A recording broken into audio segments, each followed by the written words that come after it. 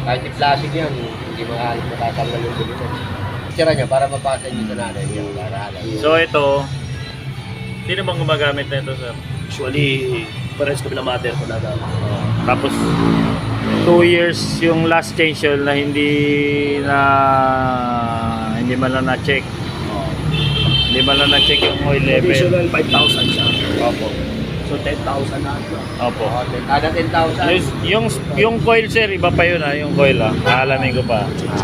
So ang natira dito sa langis, ito na lang ang langis niya, wala nang isang baso.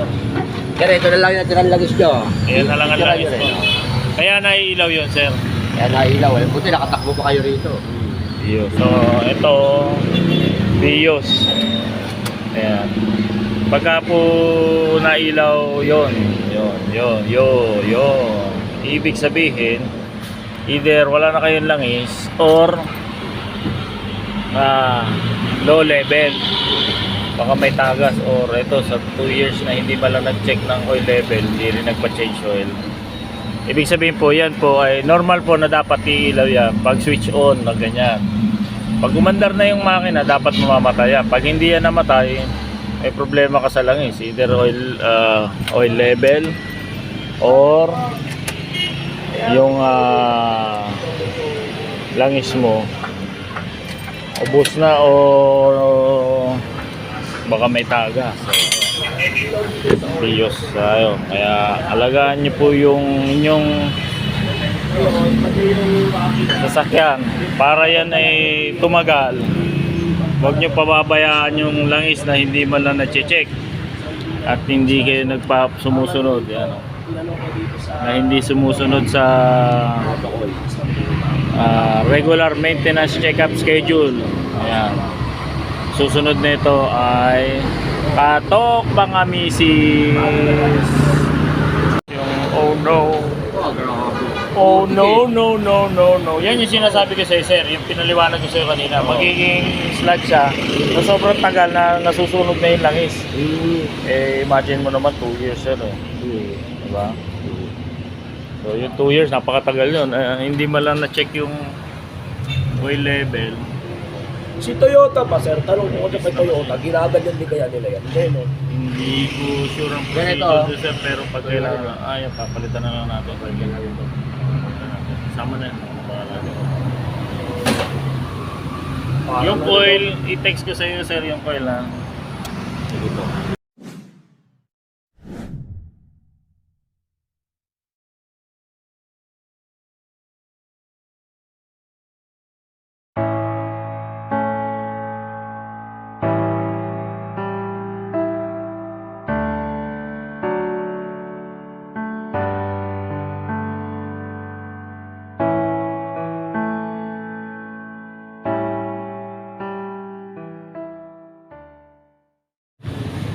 Sir, kailangang buksan tong pati dito sa may harap. Ayan, sa may timing chain. Masyadong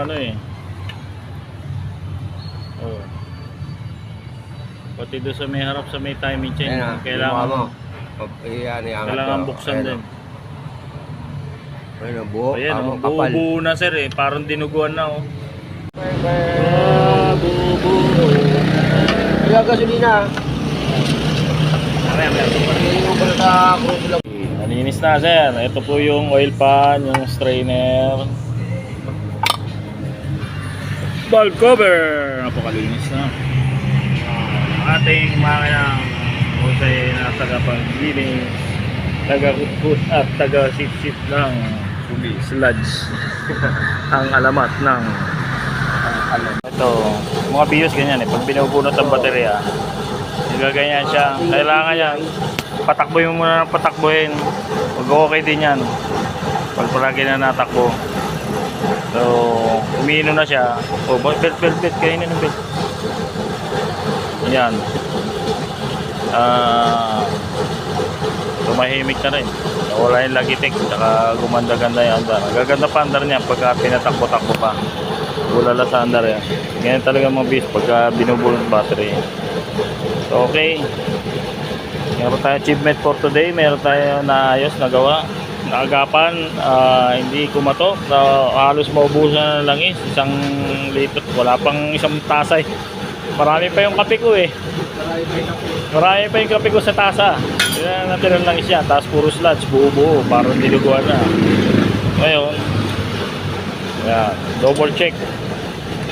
Bago ipasa sa customer, double check ang higpit. Bomba ng preno. Yan, bomba yung preno. Check all fluids. Check na. Ayos na yung kanyang langis at yung makina. Medyo kumila. Success for today is meron tayong job well done.